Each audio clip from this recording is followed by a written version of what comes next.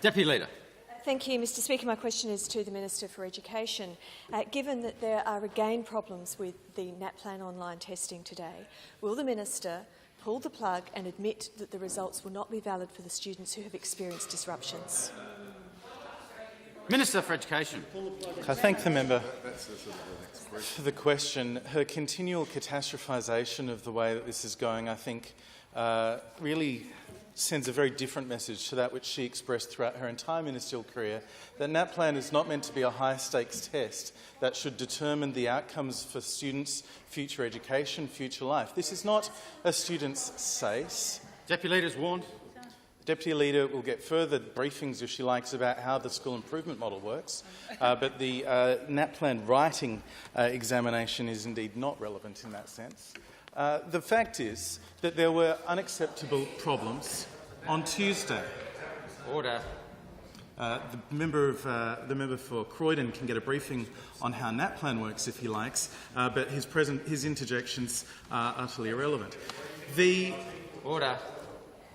As I said, on Tuesday there were problems that were unacceptable on NAPLAN.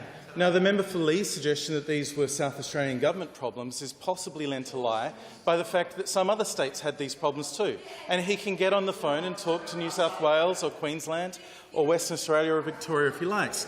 We're very disappointed that this has taken place. We have serious questions to ask of ESA, the company that is owned by all the education ministers that provides the technical device that delivers the NAPLAN online checks. However, the advice I have received is that as of 12:30 p.m. today, from having 103 schools of the 500 report platform connectivity issues on Tuesday, today there were 3, and that is significant improvements. Now, there may well have been more that have reported it in the last couple of hours, but it is clear that the issues are far diminished from 2 days ago, and that's good news.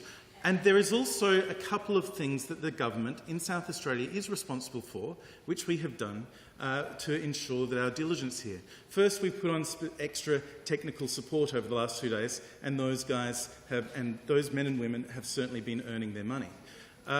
Today, I can also advise the House that there are a number of schools that have used the other backup, which is, of course, the provision of paper and pen tests where necessary. And we provisioned for that for all schools.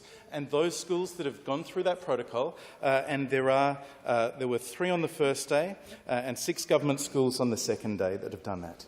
So 9 of those 400 or so government schools in the first 2 days moved to paper and pen.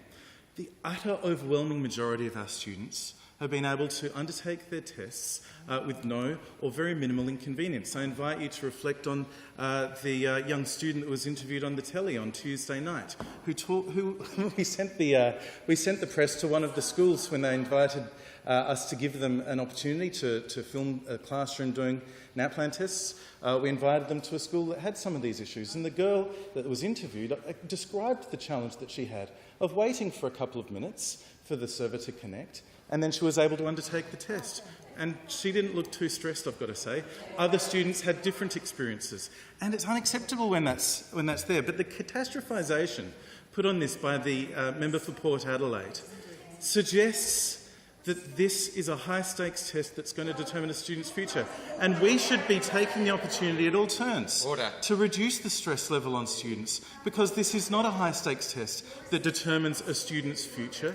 This is not a high-stakes test that determines what sort of job somebody's going to get. It's a check on their academic progress and something they shouldn't be stressing about, shouldn't be worrying about. That's an important message for us to be telling all of our children, all of the students in our system. Deputy Leader.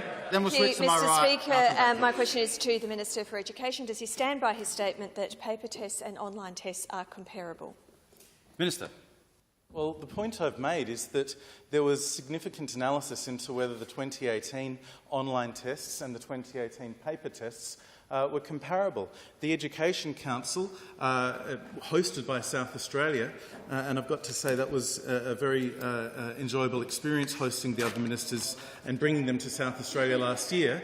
South Australia also offered to host the review, which on behalf of the Education Council, I understand there is a very specific skill set of this data in terms of analysing it, and the academics in this area who have this skill set had, by and large, many of them had been involved in one way or another with ACARA or other bodies in producing this data and these tests over the years.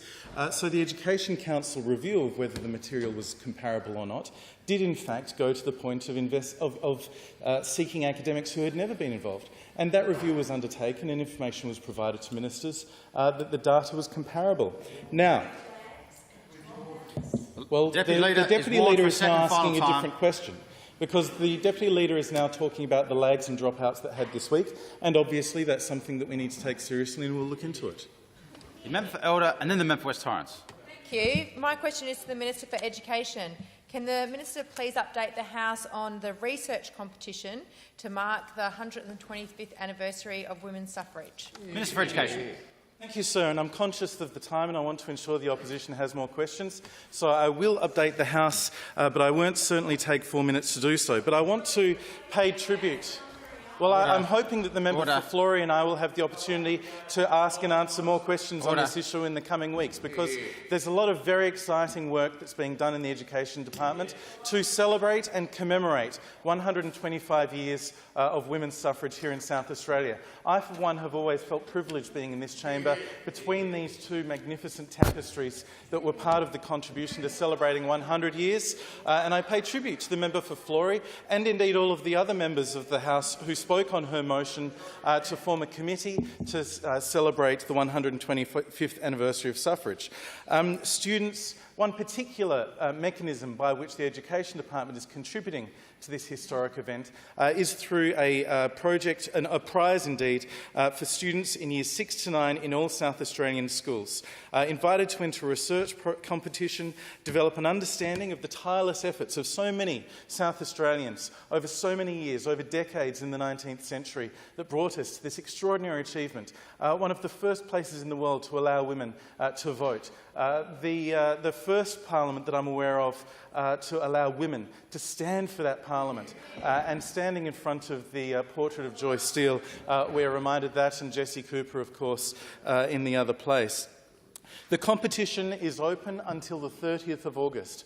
I'm going to be writing to all members of the Parliament, along with my colleague in the other House, Michelle Lensink, who is a co-sponsor of this event, and I can encourage all members to encourage students in their electorates to make contributions if they're in years 6 to 9 between now and the 30th of August. Hopefully members are doing newsletters and they can promote it through there as well, and student winners and high achievers will be invited to a recognition ceremony here at Parliament House on the 19th of November.